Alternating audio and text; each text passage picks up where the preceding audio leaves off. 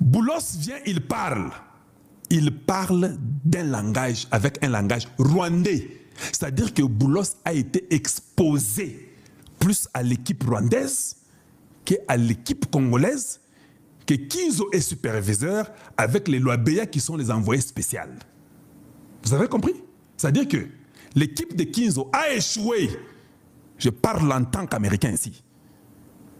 Il n'y a pas d'explication. Il n'y a rien à dire au chef. Chef vous a mandaté, vous avez échoué. Dites au chef, nous sommes incapables. Qu'est-ce qu'on dit là-bas? Ah, Babandi, une empreinte. Bon, c'est bon, merci. C'est très gentil de savoir que c'était une empreinte. Mais on évolue avec l'empreinte. Donc, quand tout le monde regarde qui a été exposé plus au soleil, c'est la personne qui dégage la chaleur. C'est la personne qui a l'empreinte ou une empreinte de ce soleil-là qui est la chaleur que vous dégagez. Quand Boulos parle, Boulos dégage le langage rwandais en lui. C'est-à-dire que Boulos a été exposé à l'équipe rwandaise. Qui est qui? Hippolyte Kanambe, Moïse Katumbi, et les prêtres de la très mauvaise qualité que vous avez au Congo démocratique, le Rwanda lui-même, avec des pays qui sont contre nous, et tous ces gens qui vivent dans la mafia, certainement avec des Libanais ou des Congolais qui sont derrière Kabila, qui doivent aller aussi convaincre leurs frères libanais. C'est pourquoi tu es Sarabino, hein? Makila et Ganga Kaka. C'est-à-dire que Boulos peut tout faire. C'est un Libanais. Je peux tout faire, je suis Congolais. Je ne sais pas si vous comprenez. C'est pourquoi les gens doivent saisir ça. Donc, le langage qui sort de sa bouche, c'est un langage rwandais. On n'a pas 2 minutes à réfléchir. L'équipe de Loabeya Patrick, c'est une équipe de la très mauvaise qualité qui a échoué avec Kinzo. Bon, maintenant, si vous échouez, pourquoi est-ce qu'il va vous garder? Vous devez partir. C'est simple. Il n'y a pas d'animosité ici. Il n'y a pas d'en contre un individu. L'équipe qui échoue, c'est l'équipe qui démissionne. C'est l'équipe qui est exclue. L'équipe qui réussit, c'est l'équipe qu'on garde, c'est l'équipe qui continue. Est-ce que c'est difficile de comprendre comme ça? Est-ce que c'est difficile? J'ai besoin des roses, s'il vous plaît. Parce que ce que je commence à dire là, il faut beaucoup de roses et beaucoup de tapotage. Il faut tapoter beaucoup. C'est simple. On le dit de bon cœur. On ne peut pas garder une équipe qui échoue. Attends l'entraînement. Bon, ça l'entraînement. Mekibino, match et bandit. Si résultat est athée, on fait que encaisser, on change les gardiens. Si on ne change pas les gardiens, on change les joueurs. C'est comme ça. Vous n'avez jamais vu que Mikolo, des fois, match yindi. J'ai dit match yindi à niveau Kosakarade. Tu commines à 80e minute et tu cales 10 minutes. On dit à Ronaldo, Bima. Non, non, et puis aussi Mimoutou. Ronaldo est sorti, c'est fini. Non, Alembi. On sait que ce joueur, il est bon pour 70 minutes. Il est bon pour 70 minutes. Tu aussi, tu as commis déjà en 70 minutes, Moboulou, tu as des pénalty, bolongolé à Vandagaga, 10 minutes, tu as protéger terrain, tu as un pénalty, ça va. Ou bien c'est lui qui le remplacera. Ça sera un joueur qui est bon, très bon, que pour 15 minutes, énergie à Kosakanate. 15 minutes à Soukwana, ce joueur-là va tourner tous les terrains.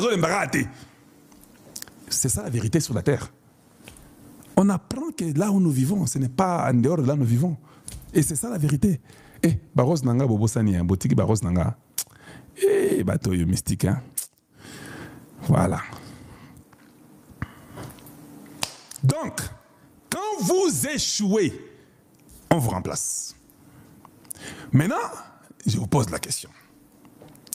J'ai parlé à Makambo Edil. Beaucoup de gens m'ont appelé hier. Hier, je n'ai pas dormi. Tu avais raison. Ils n'ont rien produit, c'est la vérité. Oui. Quand on a une photo, vous avez entendu ce que Boulos a dit? Vous avez entendu, non? J'étais pour le Qatar. Vous avez entendu ce que Boulos a dit, non? Sur au niveau local, na armée wana. Vous avez entendu? C'est que Boulos a parlé de l'intégration. Il y a une armée congolaise. Vous avez entendu? Vous avez entendu des causes profondes dont Boulos a parlé. Vous avez entendu? Maintenant, que l'OAB vienne nous dire ce que lui aussi a pu faire. Le soleil ne ressort pas dans Boulos. Je suis sûr que le président Tshisekedi est dessus. On vous donne de l'argent, on vous donne les moyens, vous voyagez, vous avez un avion. Et l'autre côté, vous pouvez tout dire contre moi, mais vous êtes médiocre. Je le répète. Vous êtes médiocre, vous ne méritez pas ce poste-là. Comment un individu peut avoir 14 postes? Oh, je m'appelle Guy Robert, je m'appelle Loabeya, je m'appelle Kinzo. Tu es directeur de cabinet, tu ne fais même pas un bon travail, un travail médiocre. En même temps, c'est toi qui es le superviseur d'une équipe qui a échoué. Maintenant, il ne faut pas fuir. Viez Zagabongo, vous réussissez, nous venons, nous vous acclamons. Kalonji, Bilobela, Pamba, Bangwana va réussir. Vous échouez, nous vous descendons aux enfers et le président nous demandons qu'il vous enlève et on remplace d'autres Congolais. Je sais que c'est difficile pour Tshisekedi parce que pour trouver les Congolais de la qualité là, hey! Papa Excellence, continuez toujours à changer. Vous trouverez. J'ai besoin que vous puissiez trouver ces Congolais-là qui ont le Congo à cœur, qui comprennent que c'est le problème d'existentiel. C'est un problème de survie. Quand nous aurons ces Congolais-là, ça marchera. Parce que j'ai un espoir que vous n'avez pas l'idée. Peut-être qu'ils ont des informations dans Zanango. Mais ces gens-là, c'est fini. On n'en a pas besoin. Ou bien il y a un débat dans Qatar, ou bien il y a une mission, chef à Pesaki Bango. Oya State, ça a échoué. Parce que Boulos vous a dit. Maintenant, si Boulos vient demain, il change de langage pour arranger ce qu'il a dit. N'acceptez pas. Je suis en train de parler. Parce que c'est possible qu'il change de langage, qu'il voit que nous l'attaquons beaucoup. Et il dit non, je vais changer de langage. Pour amadouer ces Congolais, comme ils sont des imbéciles, si vous amadouez, ils vont tous croire, ils vont rire demain. On n'accepte plus rien de Boulos. Chichi, Chimunda Mwalukunda. Les haricots qui a déjà l'insecte dedans, on ne mange pas cet haricot-là. Dieu nous a fait seulement grâce qu'un certain Marius Muunga a posé la question et il a mis l'eau dans les haricots et tous les haricots qui sont déjà mangés dedans là montent au-dessus. Vous voyez pas rater, hein? So, mon haricot, ça a un poids donné. Les haricots, avec ces poids-là, si vous mettez l'eau et qu'on matate, et ça qu'on a assez à maï. Ce qui est mon haricot est mati likolo et stikali na likolo à maï. C'est-à-dire que tout ce qui avait comme poids à l'intérieur de l'haricot a été mangé par l'insecte qui est dedans. C'est ce que Marius a fait. Atika maï. Des questions, Anna. Donc, Monika, un haricot qui est monté du nom de Boulos.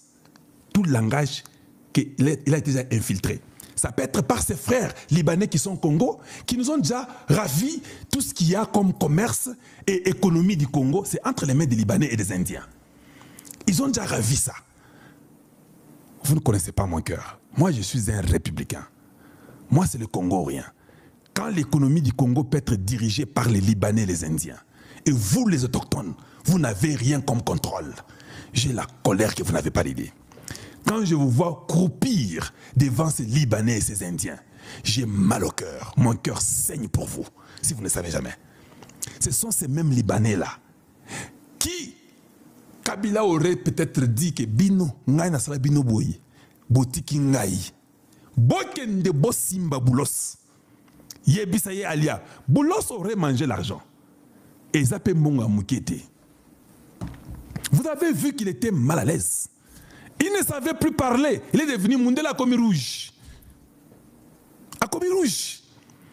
Les yeux ouverts, il ne savait pas quoi dire. Oh non, nous à la Maison Blanche là, non, on n'a jamais dit. Et puis il se rend compte que, hey, qu'est-ce que je raconte là? Oh non, non, mais vous savez, papa, it's over. Boulos is undermining, that's the term, is undermining everything Donald Trump has been talking about Congo. And we're going to push it harder. Ne vous en faites pas, nous allons pousser. Seulement vous les Congolais, des fois, quand des fois on vous demande de faire quelque chose, vous ne le faites même pas. Aujourd'hui, vous tous devez être sur l'étude de Boulos. Il fallait que vous en ayez naïf surtout. Vous répondriez, vous avez des tweets. Vos tweets, vos tweets ne peuvent pas aider le Congo. Vous ne savez pas que le problème du Congo, c'est un problème de survie. Vous ne savez pas ça.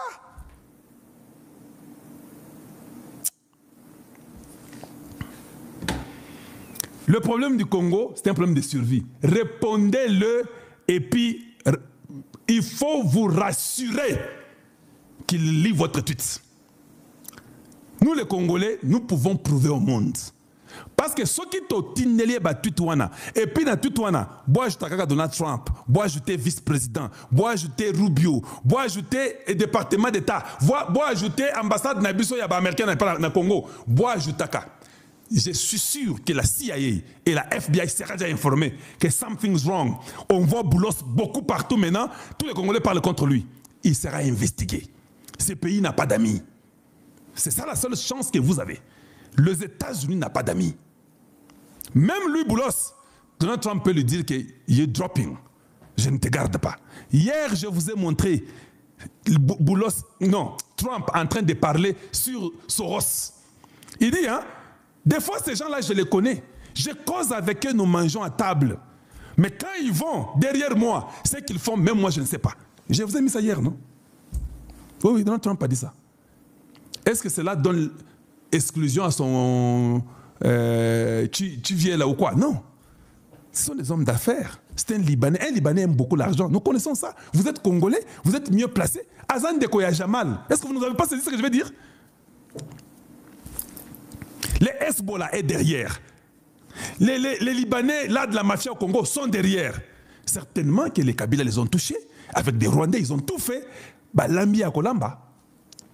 Qu'ils changent de langage, ça ne nous intéresse pas. Notre équipe qu'on a envoyée était une équipe faible. Excellence, Monsieur le Président de la République, Kolembate, Ozamana Mobali, nous sommes là, nous sommes derrière vous.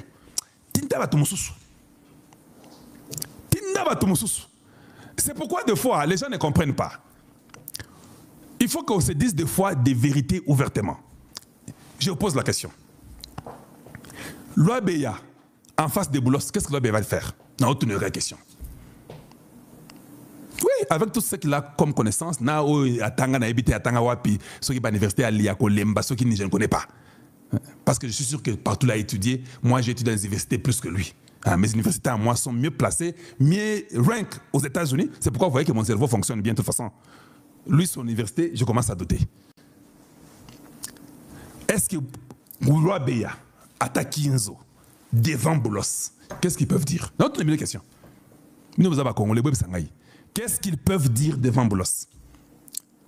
Oui, on va voir comment on va aménager ça. Oui, on va voir. Ce n'est pas ça. Ça, ils vont dire non. Mais je vous pose la question. Kalon Jean Moulumba, devant Boulos, vous pensez que Boulos va m'importuner? Je vous pose la question. Il peut avoir son argent, c'est pas mon argent. Hein. Je me suffis comme je suis. Mais je vais dire à Boulos que it's not going to work that way. Parce que, il sait que Kalonji est américain. Que je lui dirai en face que ce que tu fais là, ce n'est pas ce que le président américain a décidé. Nous, Américains, on ne décide pas comme ça. Nous devons respecter ce que le président américain a dit. C'est ce que je dirais d'avoir Boulos. 2, je dirais à Boulos que non, tu as dérapé. Le Congo, il y a eu des morts. Donald Trump a dit qu'il y avait des gens avec des machettes. Il y a 10 millions plus. Je sors la citation de Donald Trump, je lui mets là-bas. Si Boulos me dit seulement que non, that's not true, directement, je l'enregistre. J'envoie ça chez Trump. Je dis que mais ton gars que tu as envoyé, dit que ce que tu dis est faux. Dixième. On va y aller. On donne un homme au de la famille de ce président. Ah, vous allez la République démocratique du Congo. Yo muto mutema mabe na mboka oyo simaki mandu biso mtotina kiyote o matokita o ko répondre na justice ba for na unyo so ba okanga bo ande bisika bozali boye biso ba congolais tolobi opération to yebi pa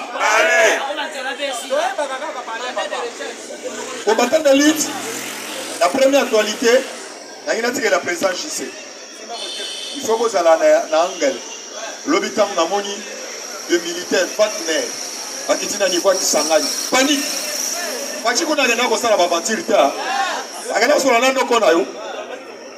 Tala lobby, Bomoni, délégation, il y a représentant, na patron Yamova FIFA. Libanze Ketiwa. aina maman na délégation naï à niveau à États-Unis et naï comme on a beaucoup en Togo yo mona pas vantira ah yo mona ni pana mbuba délégation à FIFA Hollande Congo yo que que maman tu biso mune betamité bakatumbi bameli bombe balali ya côté le matin naye kolobela surtout un conseiller moko ya chef de l'État Dani Banza naye lio lelo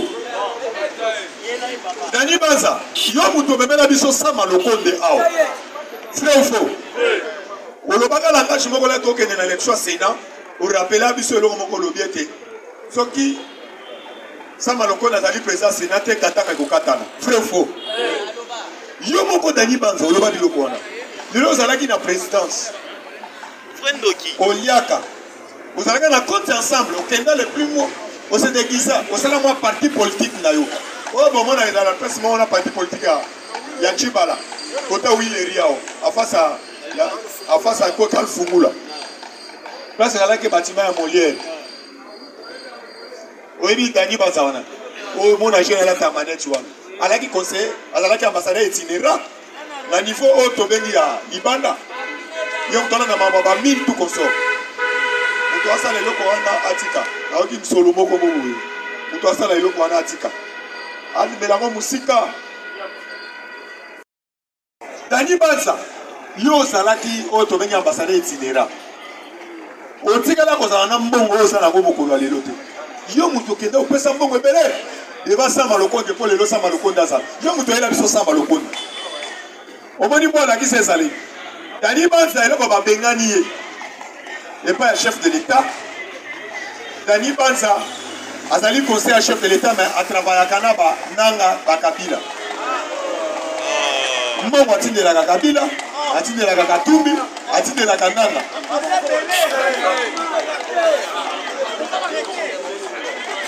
Dani Banza wana nazoyebisa yo baservice baye kodécouvrir élément pio moko dangereux chef de l'État chassé akimi à niveau ya États-Unis à niveau ya Monaco akimi kuna so atakuna ngalo baba bêtise contre la République démocratique du Congo mais biso na yo ba combattant ba fils de maison pas na ndako est les grands journalistes mais kota te ezanda kuna yo na lingio kota bande kuna yo ba yo kayo ba mona waka na bilibo kota il ne peut se vivre. Parce que la sécurité, il ne peut se vivre. Les parlementaires debout. Les parlementaires debout. Les parlementaires debout. Dani Banza a conseillé dans la présidence. Ambassadeur itinérant. À s'enrichir, il y a encore une copie à la minerie. Il y a une mine. Mais à s'enrichir, ma casse, tant que je suis là, je suis bien à Katumbi. Je carré minier à Katumbi, je suis là, carré minier, je suis à Kabila, je suis là, je suis découvrir qu'il y a une obédience à Solo. À s'enrichir, ma casse, à s'enrichir, je suis aventure. Après, là, je vais découvrir, je vais chasser. Déjà déplacé qui m'ont avant. Bon, à quel niveau à Monaco. À chaque fois, on a banque na niveau. On dévoiler déjà ma secret. À Télémi, on a ça la vérité à chef de l'État. Dans son mimisango, nous sommes à niveau état docké. Dani Banza, ma vérité ni nous sommes à nango. Oh, encore bimisa ma vérité à chef de l'État. Oh, chef de l'État ça là-bas. Yo sommes mon chef de l'État, batanga ça là-bas carré minier. Mouton tel mais la carré minier na boka oyo. Oh, lobi, un individu qui est dans carré minier tezali nani. Tozo bimisa yo moni ba coup d'état nyo se rataka na Congo. Chef de l'État dans la guine a copie mafia. Mais déjà, mon livre, on a déjà besoin. Vrai ou faux? Pour y mettre, chef de l'État, chef de l'État, soit bien s'enrichir. Les gens qui ont pris ça, mixage, brassage. Pour s'enrichir, le corps de la jeunesse qui a s'enrichir. Il y a des gens qui sont supermarché, on est allé à chef de l'État. Oh, résidence, on est à chef de l'État. Dani Banza, battez la balle, nayo. Oh, on a compris ça. Parce que nous sommes à contrat. Oh, le chef de l'État, il y a un carré minier, oh, il y a signé un bateau, nous sommes dévoilés mon état docké. Tant que le chef de l'État prendra qui en haut, chef de l'État, déjà balancé là que mandat d'arrêt international. L'homme toka moi Dani Bazabili a commis qu'on s'en a bolibis. Oh bah on sait Dani Baza, ils sont comme ça prêts. Voyez bien même ma fille a chef de l'État. Mais ça veut dire papa il y a le couteau mon cosolin na mana niveau à réseaux sociaux. Avant-hier, à autre fois ça veut dire maman Denise lobby. Maman Denise ba lobby était oh abeta ki boy inaye akwe akufi. Abeta ki marteau na mutu. Mais lobby les sous bimi. Il paraîtrait. Alors par contre, il va ta CNS. Il a déjà libéré Messi. Et il a manqué pour la taper biso. Donc après la vérité toujours ministère. Il ne peut se vivre. Combattant d'élite, batika qui lobby la boutique. Combattant d'élite, il ne peut se vivre. Il ne peut se vivre. Combattant d'élite, il est bête. Il ne peut pas l'élection dans le malabisé. La réseau sociaux, nous avons les canaux niveau réseaux sociaux. Yaya, Congolais, petit à bouteille maladie. Vous voyez bien, tout dans la réussite totale. RDC. Atikala ko président était au présidium à niveau ya tribunal des Nations Unies. Frère ou faux? À part qu'à l'époque à Mobutu, tout ça là qu'a ici kawana. Pendant un moment où tout ça là sous ici kawana té. Mais le tout ça senti fierté. Il y a la République démocratique du Congo. Au monde le Fatner, azo la qui poignant. Azo la sa fillette na biso ba congolaise. Bazali tel massage. Papa to bengi faki a valoriser na ba maman. Ba maman bazali awa. Ah ba maman makasi ya kolega biso mibali. Ba maman, bino ba bato papa. Quand on a monaka faki, a suivi Fatner, a pesié trophée. Faki a fait ça mon pas. A ministre sur va travailler, mon faki a fait ça bango trophée. Mais a fait ça dans le trophée. A découvrir que Kaikomba a même touche na ngai. Batala Kaikomba makamazo sala. Na niveau ya o tobeki ya state. Lobby subitement. Va valoriser passeport na bino. Sans oye baté. Passeport na bino ça, o tobeki passeport meilleur passeport collega même na Belgique. O oui mo pirata mo te ko sala ngona nenga kuduru pété. Passeport ba to sala bikolo ba balo biométrique o to sala ngo. Et ça meilleur passeport pour l'équipe Afrique Mobima. Par contre les manabis. Tant oyoka ba président soit disant il y a Sadek, Basali Bloc, la contre la République démocratique du Congo. Parce que Mountema lui Koutou. Parce que Mountema Mabé, Bafien Chalou, Batata Mibimbo, vous voyez que la fatigue tente. Il a dit 39 ans, on vient de maquiller à peuple dans la ville. On a besoin de Congo et Congo. Parce que le Congo, on a que Congo, Congo a oublié sur le plan international. Cette fois-ci, tu es si Congo. Et quand on a placé sur le là, problème à Congo, ils sont au Kozalawana. Pour le temps, on battant. On va mettre Fataz au bout dans 5 axes. Sur le plan diplomatique, sur le plan médiatique, sur le plan justice, là sur le plan militaire.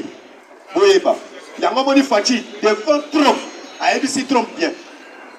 La ABC bien, hier, il y a un RDC dans le siliqué. Dans la monnaie maïle, sans flatterie.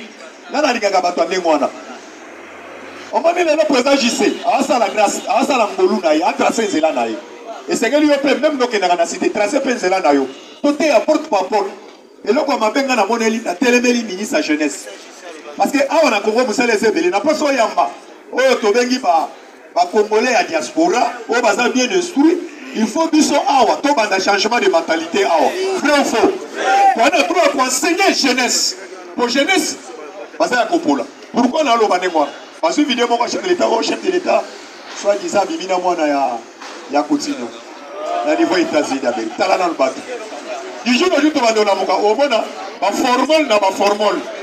Formol na formol et banda kobiba. Nyo so na poani. Baluka moyen ba délocaliser bino. Na makambo ba na niveau ya États-Unis d'Amérique. To banda ko bela bino ko boko terre à terre. Nous sommes là, nous sommes la République démocratique du Congo. Il ne peut se vivre. Il ne peut se vivre. Il ne peut se vivre. Et c'est là qu'il faut clairement dans la tribune des Nations Unies pour être solution. Il y a un moment qui trop à dépêcher. Massad Boulos, c'est bien qu'on y a. Faut-il pourquoi le bini monde? Faut-il t'avoir le vélo croisant à une information nyons. A dit si Massad Boulos, tala. Moutouati a lui fait une maîtresse. Parce que faut-il découvrir qu'il y a un moment. Tant que quelqu'un n'a pas de la vérité, 1 milliardaire américain. Oh, Trump a bien gagné. Oui, milliardaire américain, Trump a bien gagné. Ah? Hello, Master. Hello, Master. Il y a des moutons.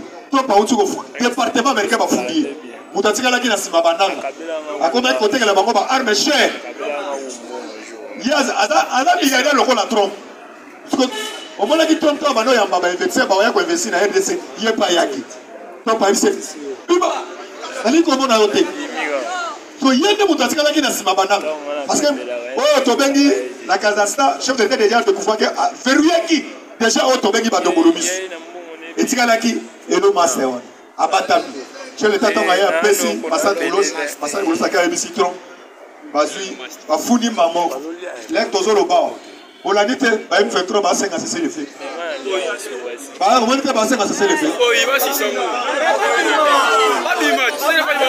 on monte négociation à Doha ya Doha par rapidité mbango ba signer ba bi ba colonie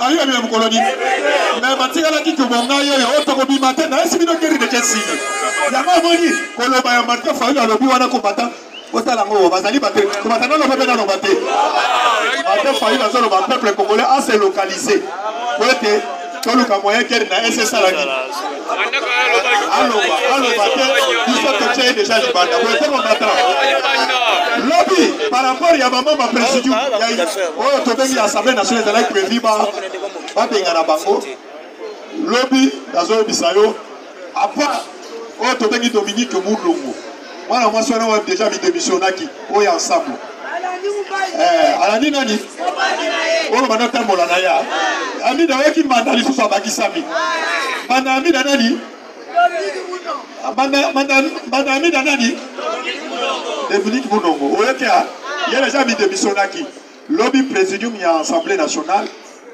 ba bomeli ba batikala wana bomeli bango moto mais ça biso vérité biso ba combattant dans la kana souvenir ya 2011 oyo boya ko signer boya côté oyo to bengi la kanyaka faut que c'est la vérité to luka ba congolais à bonne qualité to luka ba congolais à mauvaise qualité c'est vrai ou faux combattant kazo kaote olingi ba congolais à muniato olingi ba congolais lokola banani banza na ba kamere olingi ba congolais lokola ba Dominique Moulongo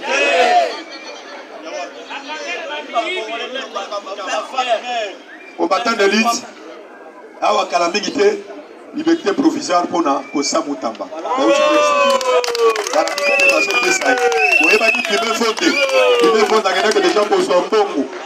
déjà pour na mbongo oyo ezalaki quelque part mutamba tie retoucher même sans fronter yango tozo na peleza kana tolezate toza la publicité pété pour na mutamba yango tolisi pe mutamba conseil to pe sortir politique à populisme frère ou faux il est pressé vivant papa comprenant pour na bundela et pour la mamuna ya baba qui bakangaki na kalufungula yanga komala nga kupesa nga bambote pa papa ça 500 il est pressé vivant nazo kotisa président JC pour yazo kele ko fongola parlement après la pesi pour mettre un président JC maboko pour mettre le maboko ko papa yo ko tala c'est pas l'article la validité so ka telemi o le capé boye ba moyen azala besoin ya moto ana besoin de pour être combattant pour yo ko tala cravate boye ko beta calcul oh azimbongo wa bien mais vous comprendre un président JC te to betele na maboko to betela président JC maboko FIFA pas de te chauffer là Fachi beton salambangu Ashega ya Rwanda kuluna ya Rwanda bansekle Kongo ye Fachi beton salambangu Ashega ya Rwanda kuluna ya Rwanda bansekle Kongo ye Oyo kanabina matema pasite Nalabina yo kanabina matema pasite Oyo kanabina matema pasite Nalabina yo kanabina matema pasite Fachi beton asali incontournable Baya kinzela makoma kopanza na nzela sambo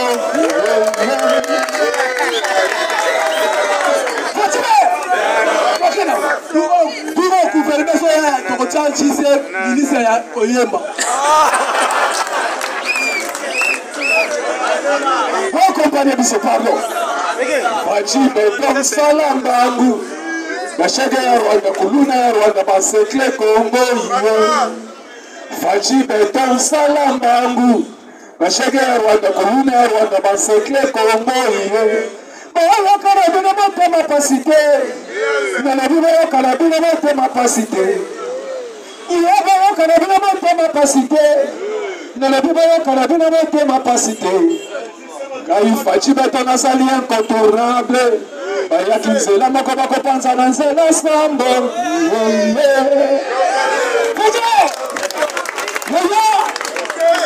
Naïsa Makambesi, Makambefide. Awa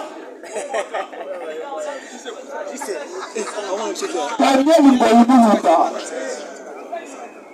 Ngoimulunda famille na ye bakomi kolela biso kotungisa biso oyo bobimisa ngai papa akufi fale nakunda papa Daniel Ngoimulunda lelo akomi kolela mais Daniel Ngoimulunda ye aloba na papa na biso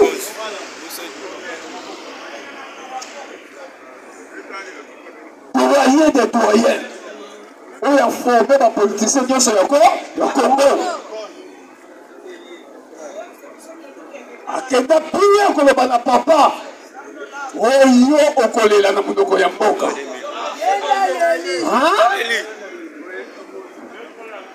abosana eke mokili esambaka yata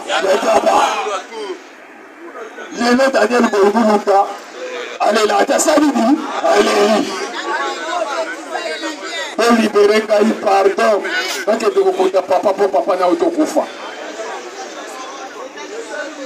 laissez les morts enterrer leur mort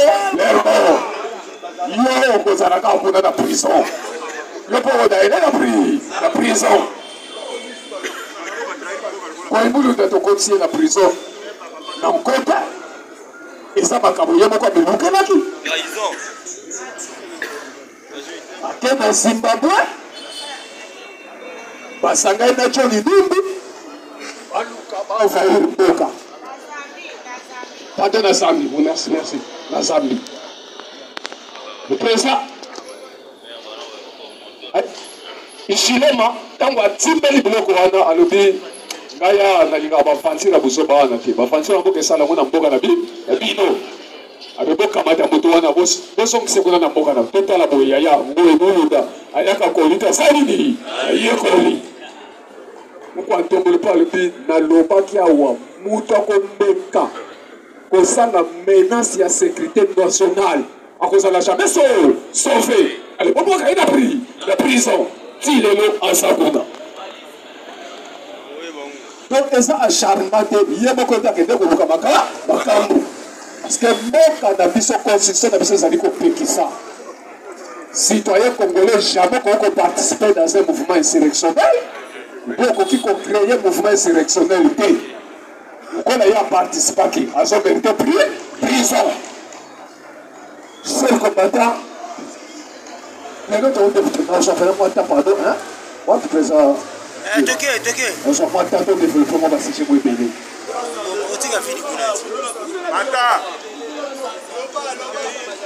toyuti konsigne encore ya kolibere baprisonnier bato bakosala mosala wana ezali CIRGL comité international ya Croix Rouge président apesi bango confiance parce que bauti kosunga biso bakomande na biso oyo bazalaki bloke na Goma bato basalaki ke bakomande na biso wana babima bazonga ti Kinshasa ezali comité international ya Croix Rouge c'est ainsi que bapesi mosala wana ya koidentifie baprisonnier oyo ya biso baza na niveau ya Rwanda mpe koidentifie oyo ya barwandais baza awa comme ça babimisa bango. Mais qu'est-ce qui se passe? Baprisonnier baza ebele le Rwanda aza koexige tobimisa Mwanga Shushu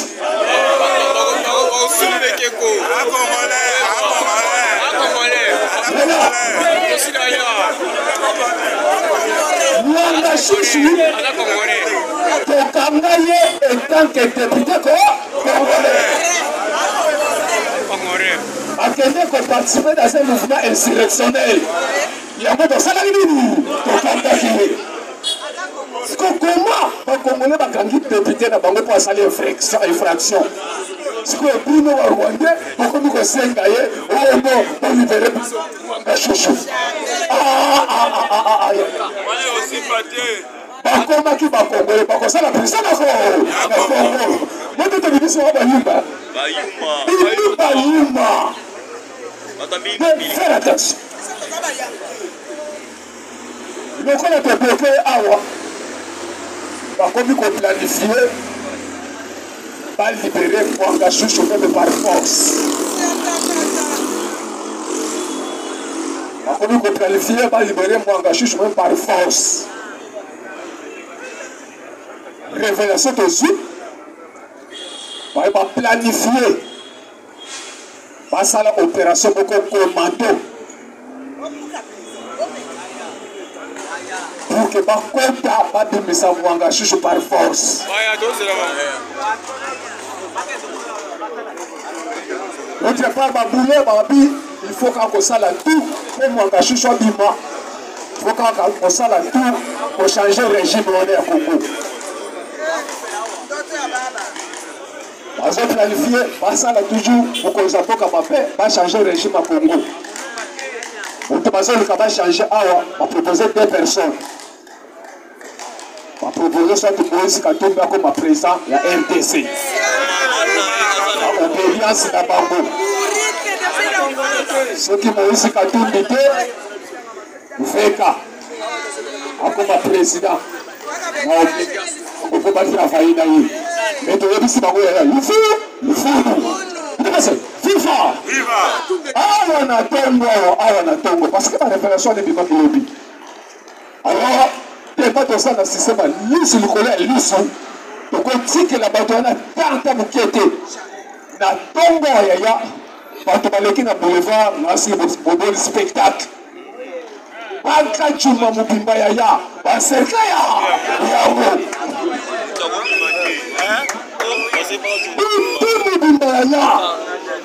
tous les unités Zawana et Zawana. On continue à moko. Mais d'abord il peut pas cacher quand il va se passer au Tchad on a terrain wana. Nous sommes dans la carte à filet et ça ici. Tu peux trier Sima. Pas Zawana. Quoi que nous pensons on a blague qui t'écoute mon pensée de on a blague et ça dit. Hein? Mais nous avons masse à habiter quand en tout cas en côté on a un salaire de Kenya côté pour la table nous côté on a pas dit que l'État c'est blindé faut te protéger nos pensions de bien vous devez FIFA ya le côté pas que le côté pour ça tout ça ya maman déjà maman a fait que non et Simbaté on vous quoi tombolo monter en puissance l'homme le plus célèbre de la Katianion. Pourquoi tomber le fatigué? Pourquoi? Il n'y a pas de délégation EKI et Zongi. Pourquoi tomber le lobby? Ayambi au commissariat droit de l'homme à New York. Kosa. Ayambi président de la CRG. Comité international à Croix-Rouge. Kosa. Ayambi Gianni Infantino, le président de la FIFA. Conseil Kitoko. Un centre de formation dans la République démocratique du Congo. Tala, les gens font niveau comme si la mboko. Niveau comme si la mboko. Aïe. Tala comme moi 6 ans pas basali, 6 ans pas basali. Mais dans la mboka, presque partout bouché. Partout ça a bougé. 6 ans il n'y a pas. Si quand on a encore ça 10 ans, on a encore ça 20 ans.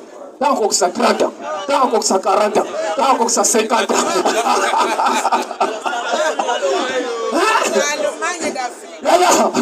Oui, il faut faire une mère le Congo.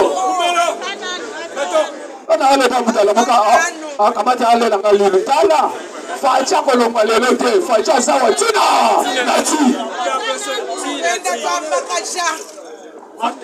force na opposition wana okomesana yo sakana opposition yala tuna biso bato yutsu kuna tokembia tokemba resimaka bafe chichi ya tanga bapiaka mais aconcentre kaka aconcentre faile eske okoka FIFA biso yo Congo okena ba niveau moko ya kosakana te siko mukwantombo ne pa ameli mo akene abi blague eza su na Congo te blague eza su te ovendongishire lelia ovendongishire ministre des affaires étrangères Rwanda aleli o Félix alingi kimia te Félix alingi kimia te tozo solo là mais azo kamata azo renforcer ma force sécuritaire azo renforcer disposition sécuritaire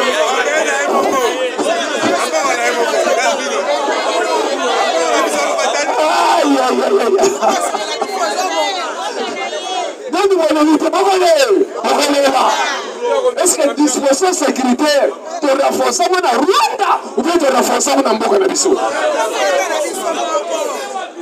Parce que pour votre information, faut boyeba yango président ayambi prince Eric des États-Unis d'Amérique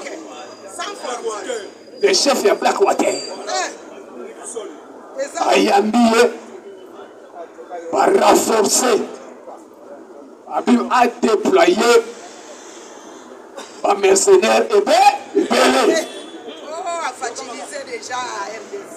Yaya, et il m'a dit que l'homme surtout comme qui s'engage. Black Water qui t'a passé à Haïti. Je sais pas qui l'a l'homme de personne va te Copé baby. Copé M23 et baby. Non, comment on va donner ça? Tout le monde, c'est ça. Il y a ça. 45 ans va présenter dans Kisangani. 30 va y comité Kabango Moko. 15 to capturer Bango. Quand on capture Bango na Masisi et puis na Walikale. Allez, batini Bango na Kisangani et Sika.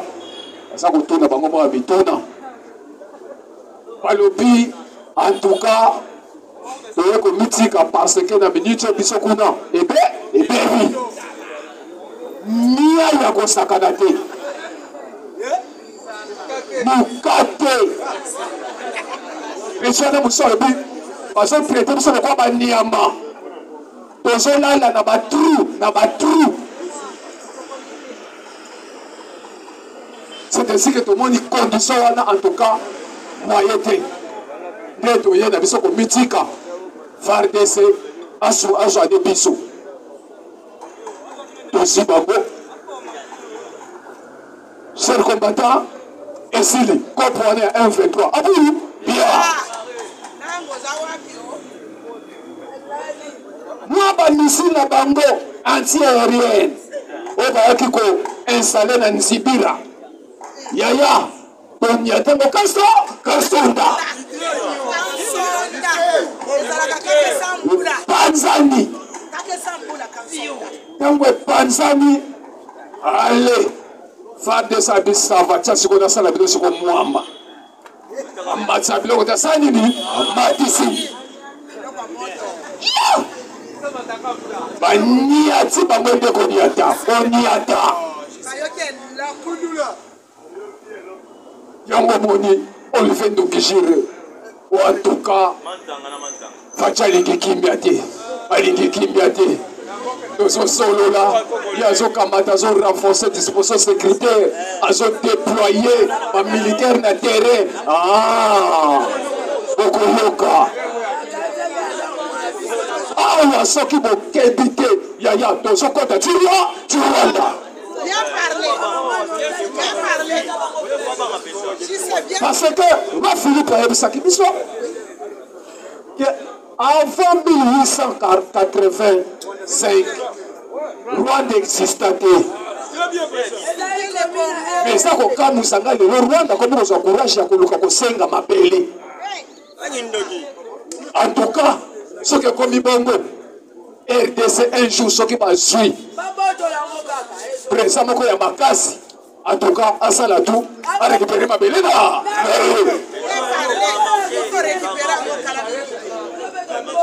Mais président Yamakasi, on a ça, on a dit. Pourquoi tomber le pomba? C'est un peu de pine à train. FIFA! Papa Basuki.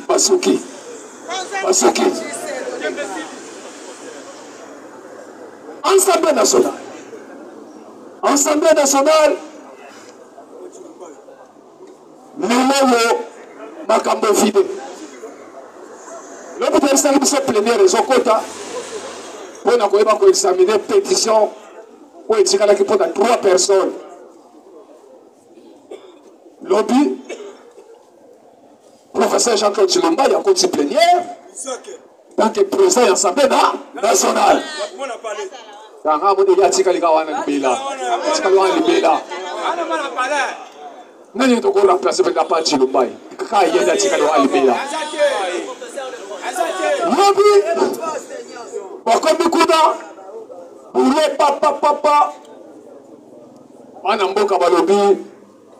bon, Ucheli bino nase, Jacqueline Jolie, Bango Nyoso, Mapoli.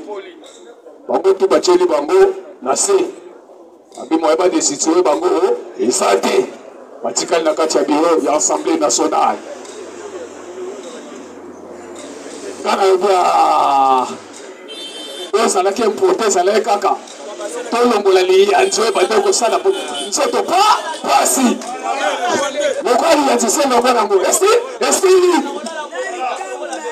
parce que Dieu a très dangereux pour Namboka Nabiso. Bien que ça soit déjà député simple, yaya. Ministre, initiative, nous sommes dans l'Assemblée nationale.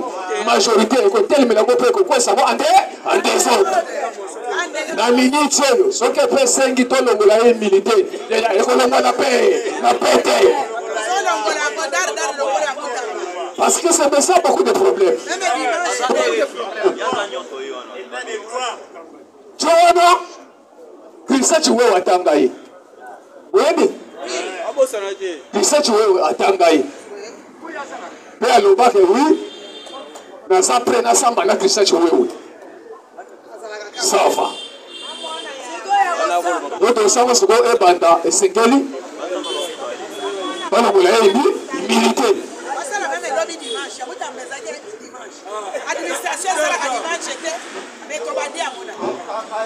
Le même Messie a bloqué Bakambobele. Rwanda a ratification. Il y a accord de paix entre Sidaki et Washington. Parlement rwandais va siéger. Parce que la ratification déjà il y a accord de paix. Mais 20 ans l'Assemblée nationale. Quand sa plénière dit que la ratification, il y a encore des pays. Si il y a des gens qui ont été quel limité, Mamabé? Oui, il y a des gens qui en Suisse, il y a comme $, la Kachamboka. Kokende na ye, kokende kaka kei $, qui t'a désalini, et qui dit. Nos oeufs sont caméras et de porter malheur de Mboka na biso Congo.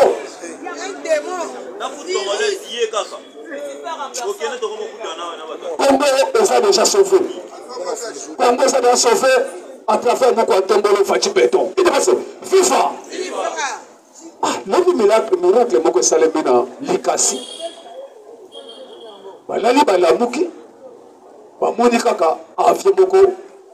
Et Kabona Katikati. Et Teni Moko Yenka du prince. Et Teni Moko qui va retrouver au côté de la commande. Côté de Kaya Basoda. bazoyeba te nani atie afia yango wana na kati bato bazepo ni ate ape kasi na baparti oyo ekatani wana ni kasi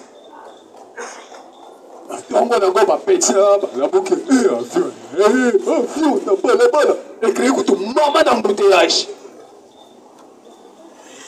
bapeti bakomokota ti na kati ya avion wana baluki kuna na kati ti baye babimi tozoyeba te nani akwesi avion wana kuna soki simoki mbambu soki mpe ndenge nini ezoyebana te ti sikoyo baza komituna mpo toshite itabase viva lobi na assemblée générale ya nations unies mutu aintervenaki ezalaki benyamin netanyahu benyamin netanyahu na intervention na ye yaya alobi kopermettre no kopesa Palestine état eza lokola no kopesa Palestine état na 1 kilomètre na Jérusalem eza lokola bopesi Al-Qaïda espace na 1 kilomètre na New York.